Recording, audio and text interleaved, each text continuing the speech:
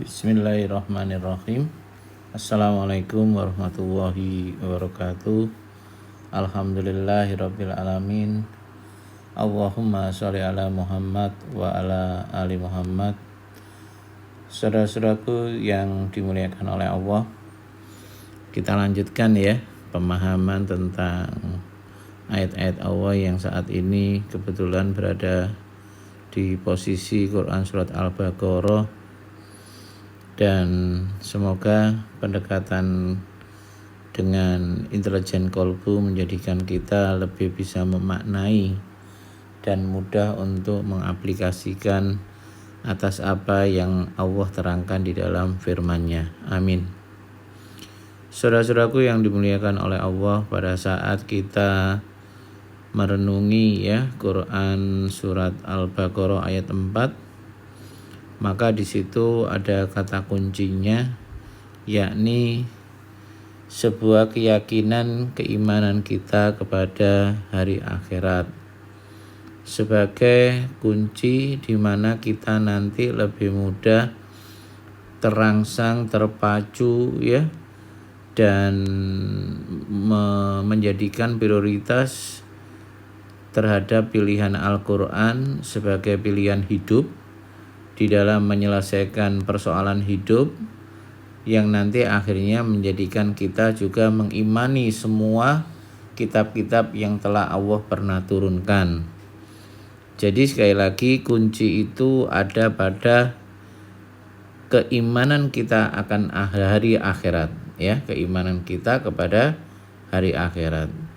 Saudara-saudaraku yang dimuliakan oleh Allah, seperti yang sudah saya jelaskan, kunci daripada keimanan kita kepada akhirat menjadikan kita sadar bahwa pemilik mutlak saat itu adalah Allah, sehingga menjadikan kita tersadarkan dengan apa yang harus kita lakukan. Kalau kita mengimani bahwa penguasa nanti itu adalah Allah, maka sudah barang pasti, maka indikator penilaian dari semua perilaku kita itu akan dinilai sesuai dengan indikatornya Allah.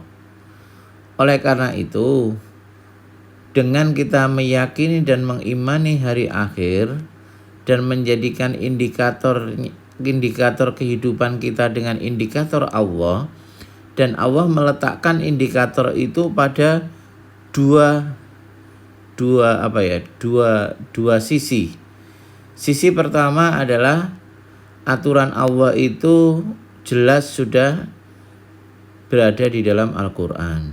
Lalu yang kedua, Allah letakkan pada sosok Rasulullah SAW yang akhirnya menjadi sunnah atau hadis. Baru yang ketiga, teori sunnatullahnya ya, kita mempelajari apa-apa yang ada di alam ini. Saudara-saudaraku yang dimuliakan oleh Allah, tidak ada sesuatu yang membuat daya tarik atau kekuatan kita untuk sadar. Yang paling utama itu adalah keimanan kita kepada hari kiamat. Ya, itu sebuah kondisi yang pasti.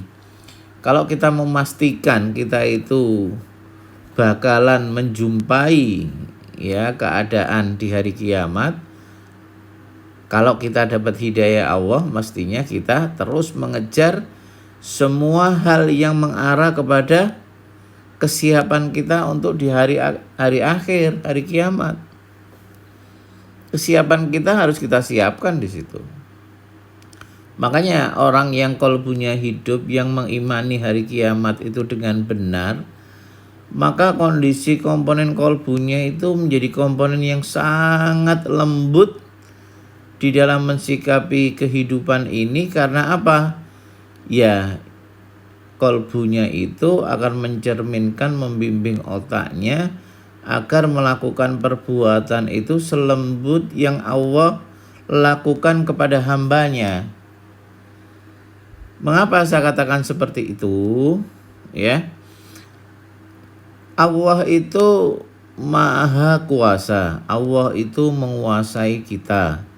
Allah menguasai alam saat ini. Allah yang menciptakan semuanya, termasuk nanti dikubur dan hari akhirat. Berapa banyak kita melakukan kekhilafan, berapa banyak kita melakukan dosa. Tapi di situ karena Rahman Rahimnya Allah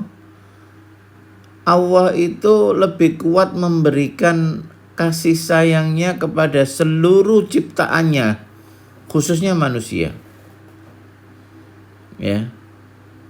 Allah itu begitu sayangnya sehingga apa? Selalu diberi peluang, kesempatan agar manusia itu memikirkan tentang hari kiamat. Karena semua apa yang ia lakukan itu akan dipertanggungjawabkan nanti. Makanya di situ Allah terus memberi peluang itu, kesempatan itu.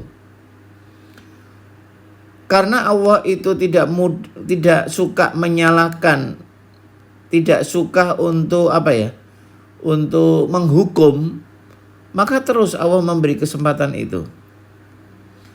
Begitu juga kalau orang itu mengimani hari kiamat, maka di dalam kolbunya itu adalah kolbu yang mempunyai komponen-komponen yang lembut, kasih sayang, sehingga ia tidak mudah untuk menjatuhkan orang, tidak mudah untuk menyalahkan orang, tapi ia selalu memberi solusi agar apa? Ia bangkit dan ia menjadi orang yang lebih baik lagi. Karena apa? Karena Allah pun juga berlaku seperti itu kepada hamba-hambanya. Agar apa? Kita semua itu saat nanti di hari kiamat kita bisa mempertanggungjawabkan apa yang kita lakukan. Janganlah kita menjadi Tuhan-Tuhan kecil. Janganlah kita menjadi Tuhan-Tuhan kecil di dalam kehidupan kita. Begitu salah kita maki-maki, begitu salah kita tutup peluangnya, begitu keliru kita tutup kesempatannya. Itu menunjukkan bahwa apa yang kita lakukan itu tidak sadar kalau nanti apa yang kita lakukan itu akan kita pertanggungjawabkan.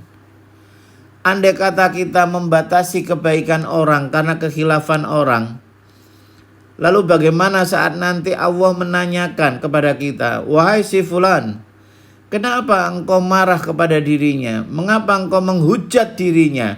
Dan mengapa engkau seolah-olah membatasi peluang kebaikannya? Sementara aku yang memiliki kamu, memiliki mereka, dan memiliki semua yang ada ini, tetap memberikan peluang. Kira-kira gimana kalau seperti itu? Ya, jangan kita menjadi Tuhan-Tuhan kecil di dalam kehidupan kita. Jangan nafsu kita jadikan Tuhan kita. Resiko di situ. Jadi oleh karena itu orang yang mengimani rukun iman yang kelima di situ atau percaya kepada hari kiamat, hari akhirat, maka harusnya kolbu seseorang tadi itu adalah kolbu yang mencerminkan nanti perilaku yang lembut, perilaku yang kasih sayang, perilaku yang selalu memberi peluang untuk menjadi kebaikan seseorang. Jadi ini adalah hal yang penting karena dari ciri-ciri ayat yang kedua sampai keempat itu nanti menjadikan kita apa? Ulaika ala hudam mir rabbihim wa ulaika humul muflihun, ya. Jadi semua ciri khas yang Allah terangkan di dalam Quran surat Al-Baqarah ayat 2 sampai 5 sampai 4 ya. Itulah merupakan cermin orang-orang yang beruntung. Muflihun itu apa ya? Sebuah keadaan yang sumbernya itu tidak pernah habis. Ya. Jadi kalau orang itu punya sumber kebaikan dari apa yang kita lakukan seperti di ayat kedua sampai 4 itu, maka sumber kebaikan yang ada pada diri kita yang diberikan Allah nanti itu kebaikan yang sumbernya itu nggak akan habis-habis. Ada aja kebaikan yang nanti akan dimunculkan oleh Allah lewat orang tersebut. Itu cuplikan ya pada ayat yang kelima, karena kita harus memang menyadari kondisi itu, dan semoga keimanan kita kepada rukun iman yang kelima, kepada hari akhir, itu menjadikan kita betul-betul sebagai fondasi kita untuk mewujudkan sifat Rahman dan Rahim Allah di dalam kehidupan kita. Sekali lagi, kalau kondisi indikator itu belum muncul, maka tidak ada cara yang terbaik kecuali kita bertobat. Kita khususkan tobat kita kepada hal-hal tersebut. Seperti itu yang bisa saya sampaikan. Wassalamualaikum warahmatullahi wabarakatuh.